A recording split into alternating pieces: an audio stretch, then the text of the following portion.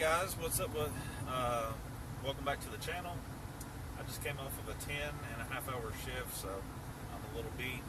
Bear with me if I ramble a little. I actually have to re-record this because I got talking about fanboys and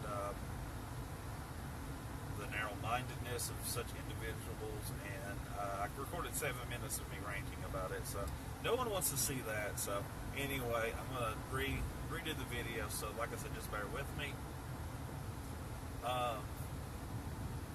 Gaming news wise, there's a couple things that caught my attention, and I thought was worthy of discussing on the channel and stuff. And that is Atari has decided to break back into the hardware industry. They are going to release a new gaming console they're calling it right now the Atari box. They're working closely with PC technology, and it is going to be a console that is on par with the PS4 or Xbox One. That's what they're saying now. That's not a fact. It's not a known fact. This is what Atari's released. The statement they've released. So they're getting a lot of backlash from this. People are putting them down and stuff. I watched a video this morning where an individual, I usually like his content pretty good, but he was dogging it pretty hard. But the point I'm trying to make is you know nothing about the system other than right now they're calling it the Atari box, which they'll probably change the name. They did with the Xbox Scorpio. Just everything. They have a code name while they're developing it, and then they release the name of the console. I mean, they may call it the Atari box. I don't know, but for right now, they're calling it the Atari box. But yeah, he was dogging it really bad, blaming Atari for the crash of video game crash back in the '80s, which is not Atari's fault. It was that they launched different companies launched so many different home consoles that eventually just people just were buying them. So that's what caused the crash, not Atari. He blamed it on Atari's game library because apparently Atari didn't monitor the games that were coming out, so they released a lot of crap. Companies did, and that I know that to be true. You have ET and stuff, but Atari did not single-handedly cause the crash. It was many other companies, and there was a lot of people to blame, but anyway, he was saying that they were untrustworthy because of this, and really dogging the system. He was talking about how the system's not going to be any good, and all this. And that's speculation. He knows nothing other than it's called the Atari box, like the rest of us, and they're saying it's going to be on par with a PS4 or an Xbox One. So, my thing is don't judge it till you try it. Like I said, they're getting, they're catching a lot of flack and ridicule because they're really trying to release a new home console, and I hope it does well for them. In my opinion, the more gaming consoles we have, the more options we have, and it very well could be good. I mean, it may blow the Xbox One X out of the water. It may be garbage. I don't know. We're going to have to try and see, but keep an open mind. That's my point. Just be open-minded. The other thing that was kind of interesting is I guess they showed it at E3. Nintendo is launching Metroid 2. They're remastering it or remaking it, however you want to call it, and it's going to be on the 3DS. I do not agree with the price tag that's attached to this game. It's $50 for a 3DS title. I bought Pokemon Moon. Special edition that came with an action figure for $39. Most games that launch are $39, so I don't know why Metroid's special.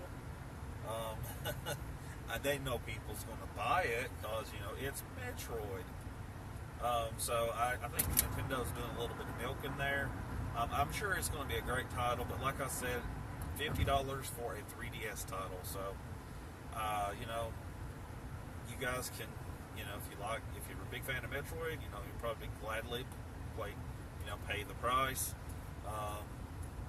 If not, then you don't have to buy it. I do plan on purchasing it. I may not pay full price for it, though. I may either trade some games in toward it or wait till I find it on sale or something like that. But yeah, that's kind of two of the things that I saw noteworthy lately. Seen a lot of on YouTube, a lot of videos, PS4 Pro versus Xbox One X. Videos about that, comparing the two consoles, and once again, like I said, they have yet to even touch it. So I really don't see how they can compare it other than just strictly what's on paper and by the trailers that were shown at E3. If it runs as good as the Microsoft conference showed, it's going to be a dang good, dang good console. It's going to be very impressive. That Metro Exodus looked really good. Another game that looked phenomenal was Anthem. They showed it. Apparently, someone broke the trailer down and said it was not true 4K. It was checkerboard rendering. Like I said, I'd have to see it before I would believe it, because they're showing a screenshot on a phone or whatever it was that they recorded it on. So of course, a copy of a copy is going to lose some of the appeal, the visual appeal, the clarity, all that stuff. So I truly don't really believe what I had watched, but yeah, Anthem looks phenomenal. I know a lot of guys that I work with are super excited for it. Several of them have said that if it plays as good as it looks on the trailer, that they are actually going to stop Destiny. They're all big Destiny fans, but they said they're thinking about switching over to Anthem if it plays as good as it looks. So, I'm going to definitely hop in on that, Anthem game, and I'm not for sure what system I'm going to get it on, but I will be picking it up. Crash Insane Trilogy launches a week from this Friday for $39.99. It's the first 3 Crash Bandicoot games, remastered and all that stuff. They look phenomenal. I know it is a timed exclusive. I was in a chat with some individuals that argued about this. Well, Sony says it's an exclusive. Yes, it is an exclusive for a year. Just like Rise of the Tomb Raider was an exclusive for Xbox One for a year. Then the other platforms get it.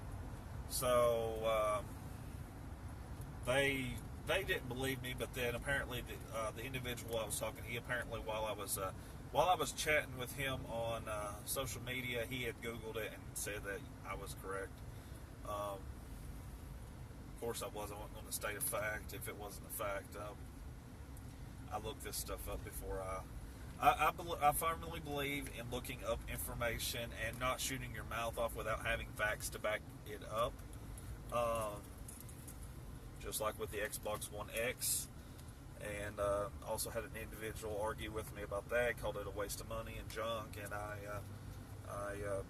he said, well, my opinion this and my opinion that, and he was going strictly about what he's heard other people say, all the Sony ponies. He's a Sony fanboy himself, and actually he's whatever his friends play, so he was a 360 guy for a long time, then he hopped on the Sony bandwagon, but yeah, he would say it couldn't do this, it couldn't do that, and I backed it. I showed him that it could. I backed all of it up with facts of what the game manufacturers, what Microsoft has said, what the developers have said this system is capable of. Backed it up with the facts, but still, my opinion was wrong. So I had to agree to disagree. But yeah, this is around the E3. The fanboys go nuts. I really don't like fanboys. They get on my nerves because they blindly follow their console of choice. Which is nothing. Which is not to say, if you like PlayStation, fine. If you like Xbox, Nintendo, whatever, fine. But don't put down other people's choice of gaming console just because yours happens to be different. Personally, I play, all games. I am a true gamer, not a fanboy, not a, just a, like some people I would call they play games. I would not necessarily call them a gamer. Or, maybe a gamer, but a true gamer plays everything. He plays PlayStation, Xbox, PC. I mean, he doesn't care what it's on. He plays, if it's a game that interests him, he plays it. So, he's not a fanboy and all that stuff. So that's the difference between a person that plays games and a true gamer. If you play one game only, you can be called a gamer. I wouldn't call you a true gamer because you're only playing one title. But, if that fulfills your needs and makes you happy, fine. I am beat. I am almost home to my spaghetti. My wife has fixed for me. And hopefully get to play a little Quantum Break. This has just kind of been a laid back, just, like I said, I didn't mean to go on a tangent there. But, like I said, fanboys drive me crazy.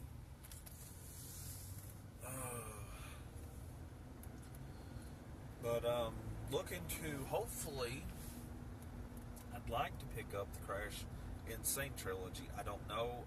Planning on being, we got a lot of stuff going on that weekend. It's 4th of July. It's the 4th of July weekend, it's the weekend prior to it, but I have the 2 days before off, and then we're actually off Monday and Tuesday for the 4th, so I don't know how my finances will land. Hopefully I can pick it up. If I do, I'm going to stream some stuff to the channel, a reaction video, unboxing, all that good stuff. This is just kind of just a news and just what's going on with the channel video. I apologize if it seems I'm very unfocused, but like I said, I worked a very long shift today. I think I'm on chapter 3 of Quantum Break. I'm going to finish that up, and then I'm not for sure which title I'm going to go to next.